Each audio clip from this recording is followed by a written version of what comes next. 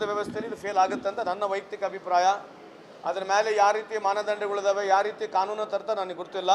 ಈಗ one nation one ಎಲೆಕ್ಷನ್ನು, article 370, GST, demonetisation, Khelo India, ಸಬ್ಕಾ ಸಾಥ್ ಸಬ್ಕಾ ವಿಕಾಸ್, ಇದೇ ಥರದ ಭಾಷಣಗಳು ಕೊಟ್ಕೊಂಡು 11 ವರ್ಷ ನೋಡಿದ್ದೀವಿ. ಇನ್ನು ಮುಂದೆನೂ ನೋಡ್ತೀವಿ, ಇದೇನು ಹೊಸದಲ್ಲ.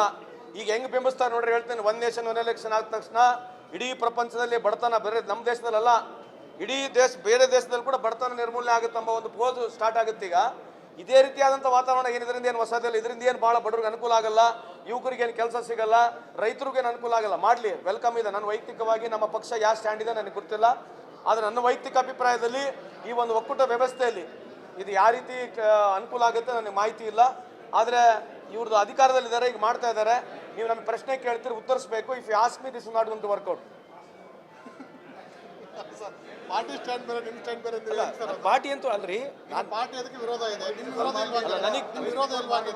ಹೇಳನಲ್ರಿ, ನನ್ನ ವಿರೋಧ ಇದೆ. ನನ್ನ ಪಾರ್ಟಿಯ ಸ್ಟ್ಯಾಂಡ್ ನನಗೆ ಇನ್ನೂ ಗೊತ್ತಿಲ್ಲ, ಮಾಹಿತಿ ಇಲ್ಲ. ನೀವು ಬೆಳಗ್ಗೆ ಕೇಳಿದ್ರಿ ನಮ್ಮ ಪಾರ್ಟಿ ಯಾವ ರೀತಿ ಸ್ಟ್ಯಾಂಡ್ ತೊಗೊಂಡು ನನಗಿನ್ನ ಮಾಹಿತಿ ಇಲ್ಲ ಅಂತ ಹೇಳಿದೆ. ಕಳೆದ 1 ವರ್ಷದಿಂದ ಉಪರಾಷ್ಟ್ರಪತಿ ನೇಮಕಾತಿ ಮಾಡಿ ಪ್ರಕ್ರಿಯೆ ಮಾಡಿಕೊಂಡು ಚರ್ಚೆ ಮಾಡಿ ಎಲ್ಲ ಅಭಿಪ್ರಾಯ ಸಂಗ್ರಹ ಕೂಡ ನಿಮ್ಮ ಪಕ್ಷದ ನಾಯಕರು ಸಹ ಅಭಿಪ್ರಾಯ ಕೊಟ್ಟಿದ್ದಾರೆ.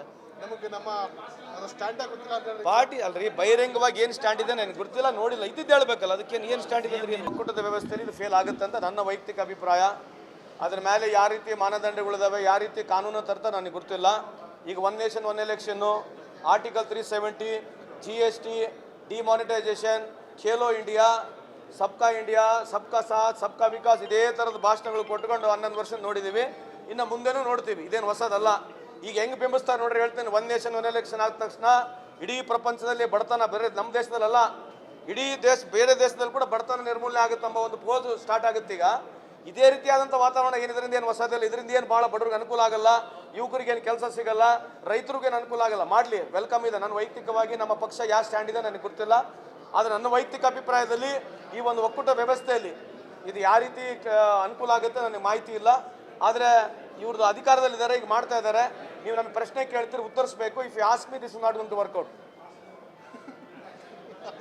ಪಾರ್ಟಿ ಸ್ಟ್ಯಾಂಡ್ ಬೇರೆ, ನಿಮ್ಮ ಸ್ಟ್ಯಾಂಡ್ ಬೇರೆ. ಪಾರ್ಟಿ ಅಂತೂ ಅಲ್ರಿ, ನಾನು ಪಾರ್ಟಿ ಅದಕ್ಕೆ ವಿರೋಧ ಇದೆ, ನಿಮ್ಮ ವಿರೋಧ ಇಲ್ವಾ?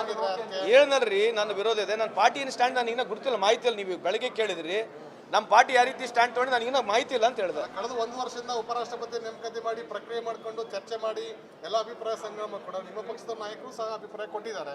ನಮಗೆ ನಮ್ಮ ಸ್ಟ್ಯಾಂಡ್ ಗೊತ್ತಿಲ್ಲ ಅಂತ ಪಾರ್ಟಿ ಅಲ್ರಿ, ಬಹಿರಂಗವಾಗಿ ಏನು ಸ್ಟ್ಯಾಂಡ್ ಇದೆ ನನಗೆ ಗೊತ್ತಿಲ್ಲ, ನೋಡಿಲ್ಲ. ಇದ್ದಿದ್ದು ಹೇಳ್ಬೇಕಲ್ಲ, ಅದಕ್ಕೆ ಏನು ಸ್ಟ್ಯಾಂಡ್ ಇದೆ ಅಂದ್ರೆ ಒಕ್ಕೂಟದ ವ್ಯವಸ್ಥೆಯಲ್ಲಿ ಇದು ಫೇಲ್ ಆಗುತ್ತೆ ಅಂತ ನನ್ನ ವೈಯಕ್ತಿಕ ಅಭಿಪ್ರಾಯ. ಅದರ ಮೇಲೆ ಯಾವ ರೀತಿ ಮಾನದಂಡಗಳಿದಾವೆ, ಯಾವ ರೀತಿ ಕಾನೂನು ತರ್ತಾ ನನಗೆ ಗೊತ್ತಿಲ್ಲ. ಈಗ ಒನ್ ನೇಷನ್ ಒನ್ ಎಲೆಕ್ಷನ್ನು, article 370, GST, demonetisation, Khelo India, ಸಬ್ಕಾ ಸಾಥ್ ಸಬ್ಕಾ ವಿಕಾಸ್, ಇದೇ ಥರದ ಭಾಷಣಗಳು ಕೊಟ್ಕೊಂಡು 11 ವರ್ಷ ನೋಡಿದ್ದೀವಿ. ಇನ್ನು ಮುಂದೆನೂ ನೋಡ್ತೀವಿ, ಇದೇನು ಹೊಸದಲ್ಲ.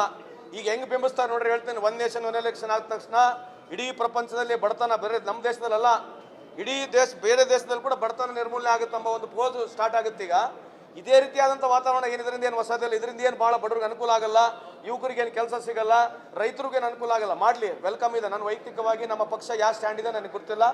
ಆದರೆ ನನ್ನ ವೈಯಕ್ತಿಕ ಅಭಿಪ್ರಾಯದಲ್ಲಿ ಈ ಒಂದು ಒಕ್ಕೂಟ ವ್ಯವಸ್ಥೆಯಲ್ಲಿ ಇದು ಯಾವ ರೀತಿ ಅನುಕೂಲ ಆಗುತ್ತೆ ನನಗೆ ಮಾಹಿತಿ ಇಲ್ಲ. ಆದರೆ ಇವ್ರದ್ದು ಅಧಿಕಾರದಲ್ಲಿದ್ದಾರೆ, ಈಗ ಮಾಡ್ತಾ ಇದ್ದಾರೆ. ನೀವು ನಮಗೆ ಪ್ರಶ್ನೆ ಕೇಳ್ತೀರಿ, ಉತ್ತರಿಸಬೇಕು. If you ask me, this is not going to work out. Party stand ಬೇರೆ, ನಿಮ್ಮ ಸ್ಟ್ಯಾಂಡ್ ಬೇರೆ. ಪಾರ್ಟಿ ಅಂತೂ ಅಲ್ರಿ, ನಾನು ಪಾರ್ಟಿ ಅದಕ್ಕೆ ವಿರೋಧ ಇದೆ, ನಿಮ್ಮ ವಿರೋಧ ಇಲ್ವಾ? ಹೇಳನಲ್ರಿ, ನನ್ನ ವಿರೋಧ ಇದೆ. ನನ್ನ ಪಾರ್ಟಿಯ ಸ್ಟ್ಯಾಂಡ್ ನನಗೆ ಇನ್ನೂ ಗೊತ್ತಿಲ್ಲ, ಮಾಹಿತಿ ಇಲ್ಲ. ನೀವು ಬೆಳಗ್ಗೆ ಕೇಳಿದ್ರಿ ನಮ್ಮ ಪಾರ್ಟಿ ಯಾವ ರೀತಿ ಸ್ಟ್ಯಾಂಡ್ ತೊಗೊಂಡು ನನಗಿನ್ನ ಮಾಹಿತಿ ಇಲ್ಲ ಅಂತ ಹೇಳಿದೆ. ಕಳೆದ 1 ವರ್ಷದಿಂದ ಉಪರಾಷ್ಟ್ರಪತಿ ನೇಮಕಾತಿ ಮಾಡಿ ಪ್ರಕ್ರಿಯೆ ಮಾಡಿಕೊಂಡು ಚರ್ಚೆ ಮಾಡಿ ಎಲ್ಲ ಅಭಿಪ್ರಾಯ ಸಂಗ್ರಹ ಕೂಡ ನಿಮ್ಮ ಪಕ್ಷದ ನಾಯಕರು ಸಹ ಅಭಿಪ್ರಾಯ ಕೊಟ್ಟಿದ್ದಾರೆ. ನಮಗೆ ನಮ್ಮ ಸ್ಟ್ಯಾಂಡ್ ಗೊತ್ತಿಲ್ಲ ಅಂತ ಪಾರ್ಟಿ ಅಲ್ರಿ, ಬಹಿರಂಗವಾಗಿ ಏನು ಸ್ಟ್ಯಾಂಡ್ ಇದೆ ನನಗೆ ಗೊತ್ತಿಲ್ಲ, ನೋಡಿಲ್ಲ. ಇದ್ದಿದ್ದು ಹೇಳ್ಬೇಕಲ್ಲ, ಅದಕ್ಕೆ ಏನು ಸ್ಟ್ಯಾಂಡ್ ಇದೆ ಅಂದ್ರೆ ಒಕ್ಕೂಟದ ವ್ಯವಸ್ಥೆಯಲ್ಲಿ ಇದು ಫೇಲ್ ಆಗುತ್ತೆ ಅಂತ ನನ್ನ ವೈಯಕ್ತಿಕ ಅಭಿಪ್ರಾಯ. ಅದರ ಮೇಲೆ ಯಾವ ರೀತಿ ಮಾನದಂಡಗಳಿದಾವೆ, ಯಾವ ರೀತಿ ಕಾನೂನು ತರ್ತಾ ನನಗೆ ಗೊತ್ತಿಲ್ಲ.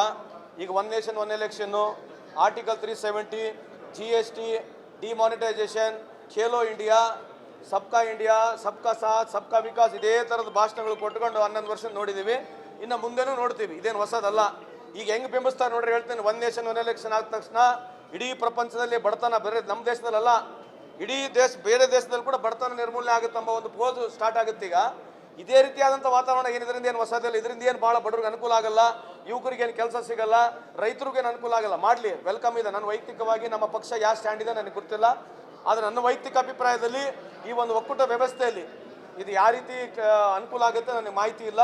ಆದರೆ ಇವ್ರದ್ದು ಅಧಿಕಾರದಲ್ಲಿದ್ದಾರೆ, ಈಗ ಮಾಡ್ತಾ ಇದ್ದಾರೆ. ನೀವು ನಮಗೆ ಪ್ರಶ್ನೆ ಕೇಳ್ತೀರಿ, ಉತ್ತರಿಸಬೇಕು. If you ask me, this is not going to work out. Party stand ಬೇರೆ ನಿಮ್ಮ ಸ್ಟ್ಯಾಂಡ್ ಬೇರೆ ಅಂದ್ರೆ ಏನ್ ಸರ್ ಅದು? ಪಾರ್ಟಿ ಅಂತೂ ಅಲ್ರಿ, ನಿಮ್ಮ ಪಾರ್ಟಿ ಅದಕ್ಕೆ ವಿರೋಧ ಇದೆ, ನಿಮ್ಮ ವಿರೋಧ ಇಲ್ವಾ? ನಿಮ್ಮ ವಿರೋಧ ಇಲ್ವಾ ಆಗಿದ್ರೆ ಅದಕ್ಕೆ? ಹೇಳನಲ್ರಿ, ನನ್ನ ವಿರೋಧ ಇದೆ. ನನ್ನ ಪಾರ್ಟಿಯ ಸ್ಟ್ಯಾಂಡ್ ನನಗೆ ಇನ್ನೂ ಗುರುತಿಲ್ಲ, ಮಾಹಿತಿಯಲ್ಲಿ ನೀವು ಬೆಳಗ್ಗೆ ಕೇಳಿದ್ರಿ. ನಮ್ಮ ಪಾರ್ಟಿ ಯಾವ ರೀತಿ ಸ್ಟ್ಯಾಂಡ್ ತೊಗೊಂಡು ನನಗೆ ಇನ್ನೂ ಮಾಹಿತಿ ಇಲ್ಲ ಅಂತ ಹೇಳಿದೆ. ಕಳೆದ 1 ವರ್ಷದಿಂದ ಉಪರಾಷ್ಟ್ರಪತಿ ನೇಮಕಾತಿ ಮಾಡಿ ಪ್ರಕ್ರಿಯೆ ಮಾಡಿಕೊಂಡು ಚರ್ಚೆ ಮಾಡಿ ಎಲ್ಲ ಅಭಿಪ್ರಾಯ ಸಂಗ್ರಹ ಕೂಡ ನಿಮ್ಮ ಪಕ್ಷದ ನಾಯಕರು ಸಹ ಅಭಿಪ್ರಾಯ ಕೊಟ್ಟಿದ್ದಾರೆ. ನಮಗೆ ನಮ್ಮ ಸ್ಟ್ಯಾಂಡ್ ಗೊತ್ತಿಲ್ಲ ಅಂತ ಹೇಳಿ ಪಾರ್ಟಿ ಅಲ್ರಿ, ಬಹಿರಂಗವಾಗಿ ಏನು ಸ್ಟ್ಯಾಂಡ್ ಇದೆ ನನಗೆ ಗುರುತಿಲ್ಲ, ನೋಡಿಲ್ಲ. ಇದ್ದಿದ್ದು ಹೇಳ್ಬೇಕಲ್ಲ, ಅದಕ್ಕೆ ಏನು ಸ್ಟ್ಯಾಂಡ್ ಇದೆ ಅಂದ್ರೆ ಒಕ್ಕೂಟದ ವ್ಯವಸ್ಥೆಯಲ್ಲಿ ಇದು ಫೇಲ್ ಆಗುತ್ತೆ ಅಂತ ನನ್ನ ವೈಯಕ್ತಿಕ ಅಭಿಪ್ರಾಯ. ಅದ್ರ ಮೇಲೆ ಯಾವ ರೀತಿ ಮಾನದಂಡಗಳಿದಾವೆ, ಯಾವ ರೀತಿ ಕಾನೂನು ತರ್ತಾ ನನಗೆ ಗುರುತಿಲ್ಲ. ಈಗ 1 ನೇಷನ್ 1 ಎಲೆಕ್ಷನ್ನು, article 370, GST, demonetisation, Khelo India, ಸಬ್ಕಾ ಇಂಡಿಯಾ, ಸಬ್ಕಾ ಸಾಥ್, ಸಬ್ಕಾ ವಿಕಾಸ್, ಇದೇ ಥರದ ಭಾಷಣಗಳು ಕೊಟ್ಕೊಂಡು 11 ವರ್ಷ ನೋಡಿದ್ದೀವಿ. ಇನ್ನು ಮುಂದೆನೂ ನೋಡ್ತೀವಿ, ಇದೇನು ಹೊಸದಲ್ಲ. ಈಗ ಹೆಂಗೆ ಬಿಂಬಿಸ್ತಾರೆ ನೋಡ್ರಿ, ಹೇಳ್ತೀನಿ. 1 ನೇಷನ್ 1 ಎಲೆಕ್ಷನ್ ಆದ ತಕ್ಷಣ ಇಡೀ ಪ್ರಪಂಚದಲ್ಲಿ ಬಡತನ, ಬೇರೆ ನಮ್ಮ ದೇಶದಲ್ಲ, ಇಡೀ ಬೇರೆ ದೇಶದಲ್ಲಿ ಕೂಡ ಬಡತನ ನಿರ್ಮೂಲನೆ ಆಗುತ್ತಂಬ ಒಂದು ಪೋಸ್ ಸ್ಟಾರ್ಟ್ ಆಗುತ್ತೆ. ಈಗ ಇದೇ ರೀತಿಯಾದಂಥ ವಾತಾವರಣ ಇದರಿಂದ ಏನು ಹೊಸದಿಲ್ಲ. ಇದರಿಂದ ಏನು ಭಾಳ ಬಡವ್ರಿಗೆ ಅನುಕೂಲ ಆಗಲ್ಲ, ಯುವಕರಿಗೇನು ಕೆಲಸ ಸಿಗಲ್ಲ, ರೈತರಿಗೇನು ಅನುಕೂಲ ಆಗಲ್ಲ. ಮಾಡಲಿ, ವೆಲ್ಕಮ್ ಇದೆ. ನನ್ನ ವೈಯಕ್ತಿಕವಾಗಿ ನಮ್ಮ ಪಕ್ಷ ಯಾವ ಸ್ಟ್ಯಾಂಡ್ ಇದೆ ನನಗೆ ಗೊತ್ತಿಲ್ಲ. ಆದರೆ ನನ್ನ ವೈಯಕ್ತಿಕ ಅಭಿಪ್ರಾಯದಲ್ಲಿ ಈ ಒಂದು ಒಕ್ಕೂಟ ವ್ಯವಸ್ಥೆಯಲ್ಲಿ ಇದು ಯಾವ ರೀತಿ ಅನುಕೂಲ ಆಗುತ್ತೆ ನನಗೆ ಮಾಹಿತಿ ಇಲ್ಲ. ಆದರೆ ಇವ್ರದ್ದು ಅಧಿಕಾರದಲ್ಲಿದ್ದಾರೆ, ಈಗ ಮಾಡ್ತಾ ಇದ್ದಾರೆ. ನೀವು ನಮಗೆ ಪ್ರಶ್ನೆ ಕೇಳ್ತೀರಿ, ಉತ್ತರಿಸಬೇಕು. If you ask me, this is not going to work out. Party stand ಬೇರೆ ನಿಮ್ಮ ಸ್ಟ್ಯಾಂಡ್ ಬೇರೆ ಅಂದ್ರೆ ಏನ್ ಸರ್ ಅದು? ಪಾರ್ಟಿ ಅಂತೂ ಅಲ್ರಿ, ನಿಮ್ಮ ಪಾರ್ಟಿ ಅದಕ್ಕೆ ವಿರೋಧ ಇದೆ, ನಿಮ್ಮ ವಿರೋಧ ಇಲ್ವಾ ಆಗಿದ್ರೆ? ನಿಮ್ಮ ವಿರೋಧ ಇಲ್ವಾ ಆಗಿದ್ರೆ ಅದಕ್ಕೆ? ಹೇಳನಲ್ರಿ, ನನ್ನ ವಿರೋಧ ಇದೆ. ನನ್ನ ಪಾರ್ಟಿಯ ಸ್ಟ್ಯಾಂಡ್ ನನಗೆ ಇನ್ನೂ ಗುರುತಿಲ್ಲ, ಮಾಹಿತಿಯಲ್ಲಿ ನೀವು ಬೆಳಗ್ಗೆ ಕೇಳಿದ್ರಿ. ನಮ್ಮ ಪಾರ್ಟಿ ಯಾವ ರೀತಿ ಸ್ಟ್ಯಾಂಡ್ ತೊಗೊಂಡು ನನಗೆ ಇನ್ನೂ ಮಾಹಿತಿ ಇಲ್ಲ ಅಂತ ಹೇಳಿದೆ. ಕಳೆದ 1 ವರ್ಷದಿಂದ ಉಪರಾಷ್ಟ್ರಪತಿ ನೇಮಕಾತಿ ಮಾಡಿ ಪ್ರಕ್ರಿಯೆ ಮಾಡಿಕೊಂಡು ಚರ್ಚೆ ಮಾಡಿ ಎಲ್ಲ ಅಭಿಪ್ರಾಯ ಸಂಗ್ರಹ ಕೂಡ ನಿಮ್ಮ ಪಕ್ಷದ ನಾಯಕರು ಸಹ ಅಭಿಪ್ರಾಯ ಕೊಟ್ಟಿದ್ದಾರೆ. ನಮಗೆ ನಮ್ಮ ಸ್ಟ್ಯಾಂಡ್ ಗೊತ್ತಿಲ್ಲ ಅಂತ ಹೇಳಿ ಪಾರ್ಟಿ ಅಲ್ರಿ, ಬಹಿರಂಗವಾಗಿ ಏನು ಸ್ಟ್ಯಾಂಡ್ ಇದೆ ನನಗೆ ಗುರುತಿಲ್ಲ, ನೋಡಿಲ್ಲ. ಇದ್ದಿದ್ದು ಹೇಳ್ಬೇಕಲ್ಲ, ಅದಕ್ಕೆ ಏನು ಸ್ಟ್ಯಾಂಡ್ ಇದೆ ಅಂದ್ರೆ ಒಕ್ಕೂಟದ ವ್ಯವಸ್ಥೆಯಲ್ಲಿ ಇದು ಫೇಲ್ ಆಗುತ್ತೆ ಅಂತ ನನ್ನ ವೈಯಕ್ತಿಕ ಅಭಿಪ್ರಾಯ. ಅದ್ರ ಮೇಲೆ ಯಾವ ರೀತಿ ಮಾನದಂಡಗಳಿದಾವೆ, ಯಾವ ರೀತಿ ಕಾನೂನು ತರ್ತಾ ನನಗೆ ಗುರುತಿಲ್ಲ. ಈಗ 1 ನೇಷನ್ 1 ಎಲೆಕ್ಷನ್ನು, article 370, GST, demonetisation, Khelo India, ಸಬ್ಕಾ ಇಂಡಿಯಾ, ಸಬ್ಕಾ ಸಾಥ್, ಸಬ್ಕಾ ವಿಕಾಸ್, ಇದೇ ಥರದ ಭಾಷಣಗಳು ಕೊಟ್ಕೊಂಡು 11 ವರ್ಷ ನೋಡಿದ್ದೀವಿ. ಇನ್ನು ಮುಂದೆನೂ ನೋಡ್ತೀವಿ, ಇದೇನು ಹೊಸದಲ್ಲ. ಈಗ ಹೆಂಗೆ ಬಿಂಬಿಸ್ತಾರೆ ನೋಡ್ರಿ, ಹೇಳ್ತೀನಿ. 1 ನೇಷನ್ 1 ಎಲೆಕ್ಷನ್ ಆದ ತಕ್ಷಣ ಇಡೀ ಪ್ರಪಂಚದಲ್ಲಿ ಬಡತನ, ಬೇರೆ ನಮ್ಮ ದೇಶದಲ್ಲ, ಇಡೀ ಬೇರೆ ದೇಶದಲ್ಲಿ ಕೂಡ ಬಡತನ ನಿರ್ಮೂಲನೆ ಆಗುತ್ತಂಬ ಒಂದು ಪೋಸ್ ಸ್ಟಾರ್ಟ್ ಆಗುತ್ತೆ. ಈಗ ಇದೇ ರೀತಿಯಾದಂಥ ವಾತಾವರಣ ಇದರಿಂದ ಏನು ಹೊಸದಿಲ್ಲ. ಇದರಿಂದ ಏನು ಭಾಳ ಬಡವ್ರಿಗೆ ಅನುಕೂಲ ಆಗಲ್ಲ, ಯುವಕರಿಗೇನು ಕೆಲಸ ಸಿಗಲ್ಲ, ರೈತರಿಗೇನು ಅನುಕೂಲ ಆಗಲ್ಲ. ಮಾಡಲಿ, ವೆಲ್ಕಮ್ ಇದೆ. ನನ್ನ ವೈಯಕ್ತಿಕವಾಗಿ ನಮ್ಮ ಪಕ್ಷ ಯಾವ ಸ್ಟ್ಯಾಂಡ್ ಇದೆ ನನಗೆ ಗೊತ್ತಿಲ್ಲ. ಆದರೆ ನನ್ನ ವೈಯಕ್ತಿಕ ಅಭಿಪ್ರಾಯದಲ್ಲಿ ಈ ಒಂದು ಒಕ್ಕೂಟ ವ್ಯವಸ್ಥೆಯಲ್ಲಿ ಇದು ಯಾವ ರೀತಿ ಅನುಕೂಲ ಆಗುತ್ತೆ ನನಗೆ ಮಾಹಿತಿ ಇಲ್ಲ.